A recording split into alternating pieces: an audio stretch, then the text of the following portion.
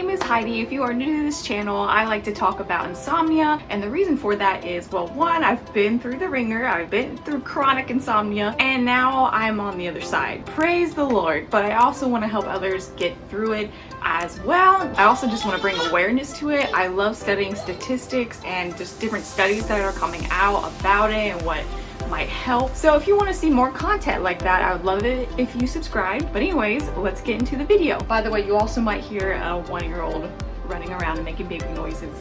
I'm gonna try to keep the details to a minimum because I can make this video very long, but I'm gonna try to just say the details that might help you or help you understand more of like why you are going through insomnia. Well, I started having sleepless nights in 2018, and it specifically started on Saturday nights. Before that, I was going for a degree and I had a job that I just didn't care for. I switched to was a waitress job so that I could better focus on what I wanted to versus going into work and having my job basically be my life. And the reason why I'm saying this, a lot of doctors will relate insomnia back to stress, and I wanted to basically point out that was not what was going on. And every Saturday night it would seem to go from 7 hours of sleep to 6 hours of sleep to 5 hours, you get the pattern, to eventually 0 hours of sleep. And that was fun. So basically what was going on Sundays was I would get up 5 a.m., be at church at 6 a.m., be there till 12, about 12 to 1 a.m. It was a mobile campus and I was in charge of the hospitality team and I loved it. Have a few hours in between, go to work for the rest of the night. Imagine not having sleep for that. Did that for about a year. Was I stressed? Was I anxious? No, not really. Even the excitement wasn't really getting to me. I was just planning on going to sleep and nothing. Eventually, that trickled in to the other days of the week. So I'm like, okay, this is starting to affect my life, my energy, my mood, everything. Insomnia affects everything. So, what do all of us do? We go to Google and we research how to get better sleep. I started to try everything. Working out in the mornings, getting sunlight in the mornings, limiting my screen time, trying the lavender essential oil, taking baths. If you have insomnia, you know what I'm talking about. And this is probably a good time to point out I was consistent with it. It wasn't I tried those things for one night and then it just didn't work. It was I was trying them for at least 30 days or more, probably more. On top of a full-time job, school, social life, everything I was doing for the church. And the reason why I'm pointing this out is because if you have insomnia, you know it's hard to do all the things to help your sleep, like working out, when you're already doing so much. To this day, I still can't tell you why my chronic insomnia started, but I have a feeling it might have been I was taking too much melatonin and my body got used to the amount of melatonin I was taking, to eventually my body's natural melatonin stopped producing on its own. And then it probably turned into some type of mind thing, meaning I started to gain the fear of not being able to fall asleep. And I would go to bed and my body just knew I wasn't gonna get sleep, so I didn't. I started to try different sleep aids as well. Nothing was working. I eventually went to the doctor and my primary doctor recommended something, and I did not want to go on medication because I'm very aware of the side effects and how medication can be harmful and there could be more risk than there are benefits. Also, my sister's a nurse and I brought the prescription medication to her and I'm like, what do you think? And she's like, that's a really bad one. So I'm like, okay, we're not touching that. By the way, that was January of 2019. My insomnia kept persisting. It kept getting worse and worse. I was starting to average about 2 to 3 hours of sleep. Something very weird started to happen where I would be falling asleep, about to be asleep, and then all of a sudden there would be this jolt, this, I'm not gonna be able to fall asleep. The best way I can describe it was like a panic, where it was just, you're drifting asleep and then jolt. It's very uncontrollable. So I needed something to help with that. So fast forward to August 2019, I go to my primary doctor again. It's basically the same ordeal. I think she prescribed something else and it was like, oh, I'm so scared. September comes, I go a whole week without an ounce of sleep. I mean, nothing. Go to the doctors again. She prescribed Seroquel, which is an antipsychotic.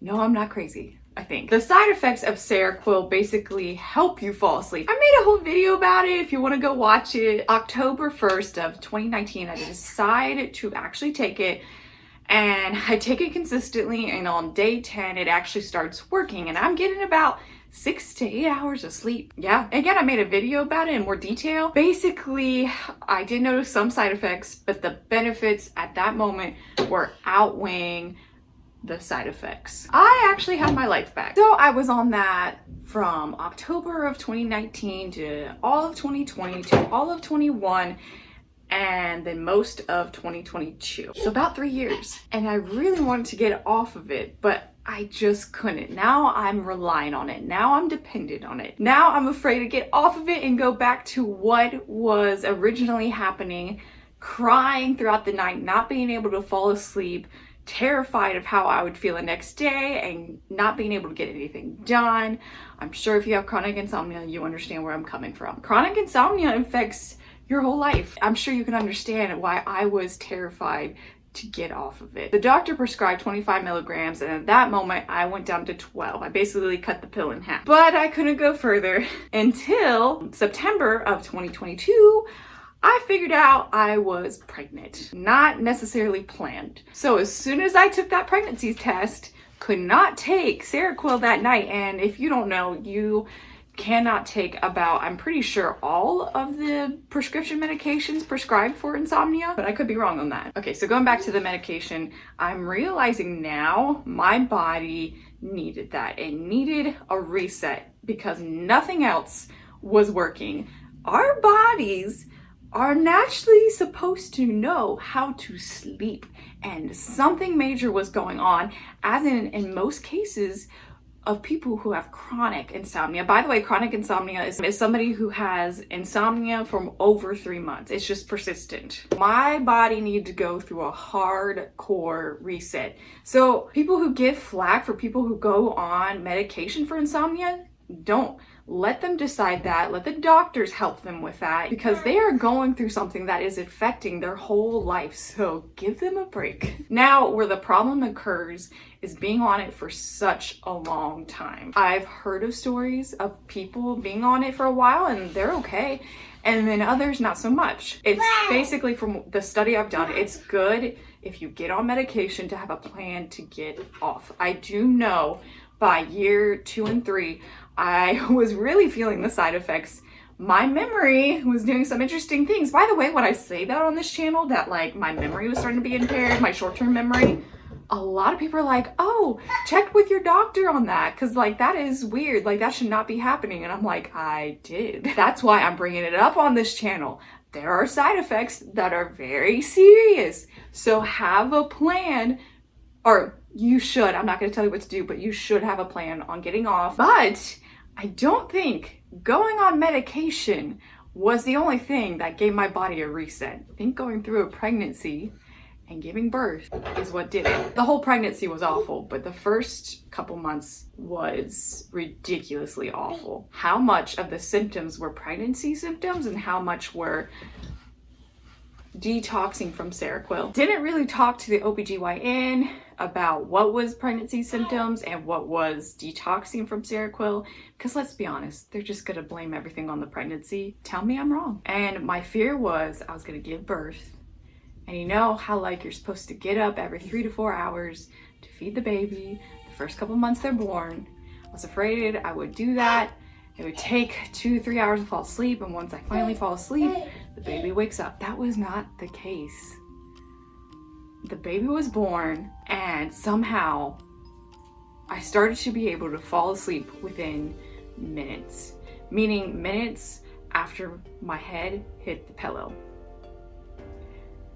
I don't think I've ever known that type of feeling in my life, like at least since high school. It's always taken at least an hour to fall asleep, way before I even had chronic insomnia. Studies do suggest that when you breastfeed, it does produce a hormone called prolactin, which helps you fall asleep. But I truly believe my body needed the reset that pregnancy gave me. Pregnancies do, especially if you've been through one, they do wonders to your body. I always heard of the side effects, the negative things they do to your body, But I never realized the blessings that come with giving birth and breastfeeding and going through a pregnancy. Again, if you've been through that season, you know postpartum really brings about a lot of stuff. And I should say I was sleeping when the baby allowed me to sleep. Again, praise the Lord, because postpartum is something else. Again, everybody's body is different, and that's not going to be everyone's story. And I don't want to fool you into thinking that, oh yeah, that's what's gonna happen for me. I just become pregnant and give birth.